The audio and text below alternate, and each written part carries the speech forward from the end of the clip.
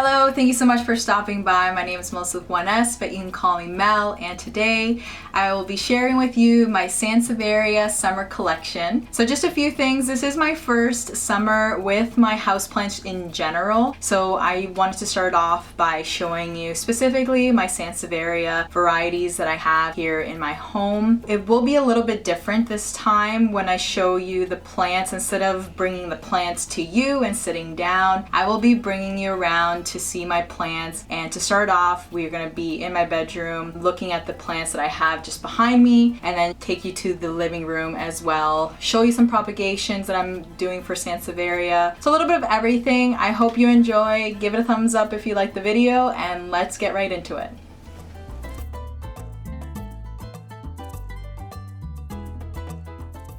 First, I will be showing you the plant shelf that I do have in my bedroom. It is located over my bed. This is a great way to use the space and display my plants. If you haven't seen my video on my plant shelf and decor DIYs, I will link it in the description.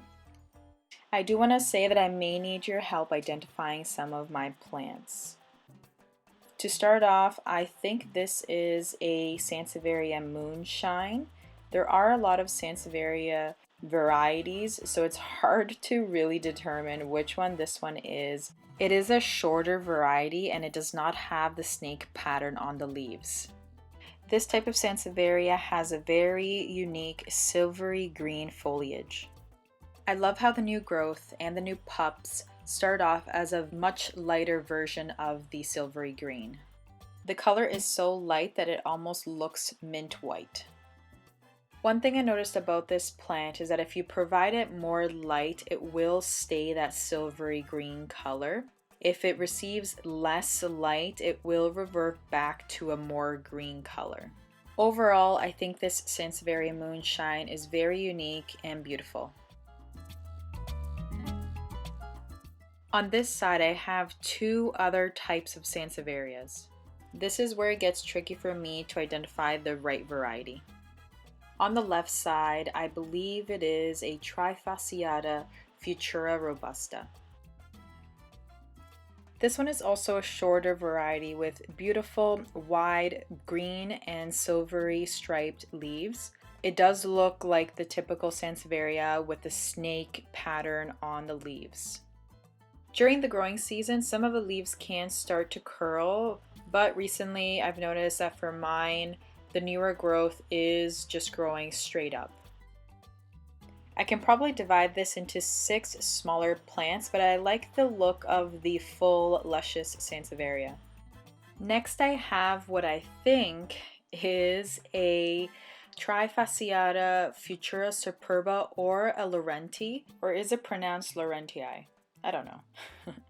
The reason why I think it is a Futura Superba is because it is shorter and the leaves are a little wider. This one used to have more of the yellow ribbon around the leaves. I think it's because I'm not providing it with enough light to keep that color. Either way, I am sure that it is a Trifociata, I'm not too sure what type. It is taller than the Futura Robusta. Leave a comment down below if you do know what variety this plant is.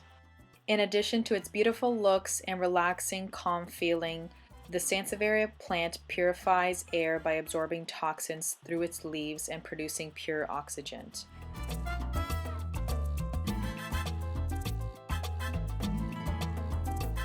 Next, in my living room, I have another Trifociata. Now this one I bought online from a person that lives in my city, so I did pick it up in person. The longest leaf was approximately 40 inches tall, so the look of this one was a bit different. It wasn't as full. When I picked it up, it was in very dense and moist soil, so I was a little worried about that. When I brought it home, I let it acclimate to my environment, but after a week, I saw that a couple of pieces were dying, so I checked the soil and sure enough, it had root rot. Sansevieria is an easy care plant and hard to kill, but if you leave it in moist, dense soil, it will rot and die. Once I saw that the plant had root rot, I cleaned out the soil, I cleaned the roots, and I repotted the plant. I'm sure you can tell, but I also took a bunch of cuttings from that plant and placed them in water to propagate. I also added a piece of a pothos cutting that has already been rooted, and somehow it helps the Sansevieria with the rooting process while in the water. Aside from the scientific reason of putting a pothos cutting in with the Sansevieria, it also works as a decorative piece. It allows for me to place the plant wherever I want and to add just a little bit more green in my home. I will be honest, I was super upset when I bought this plant and then found out it had root rot. It's not ideal, especially because I was super excited about it being so tall and having it, in the front entrance or beside a bookshelf. In this second glass jar, I placed some cuttings and some marbles at the bottom to add some color. I love the way that the pothos cuttings cascades down the side, and you can see the Sansevieria cutting from the top and the bottom. Another reason why I place the cuttings in water in a glass jar is because I really enjoy watching the roots grow. All in all, although it was an unhealthy plant to start off with, I think the silver lining is that I get to propagate it, make multiple plants out of it, use it as a decorative piece, and then hopefully next year I will be able to share some Sansevieria plants with family and friends.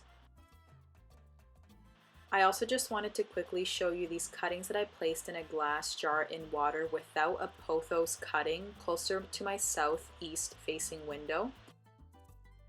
This is more of an experiment to see which cuttings will grow roots first and grow roots faster.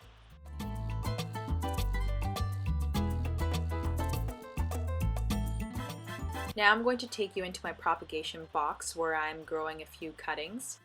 So this one is one that I've been growing for a while. It is a piece of a plant that I was going to throw out. I just gave it a chance and I put it in my propagation box. If you haven't yet checked out my video about my propagation box, definitely go check it out after this video. This has definitely been one of the most rewarding propagations I've done so far. This next propagation was from dividing it from another plant. I'm not too sure how it's going to do. It's a little dried up, but we'll see if it pulls through. I have just been keeping the soil moist and leaving the plant in the propagation box. I'm hoping that this will promote new root growth because right now it has no roots. If you have any recommendations on how to help this guy out, just let me know in the comments down below. And lastly, I will just be showing you a couple of small cuttings that I had first at the beginning. I also have it in my propagation box video. There is so much growth on these. I'm so excited. I could even see like a white piece of a plant coming out from in between the V.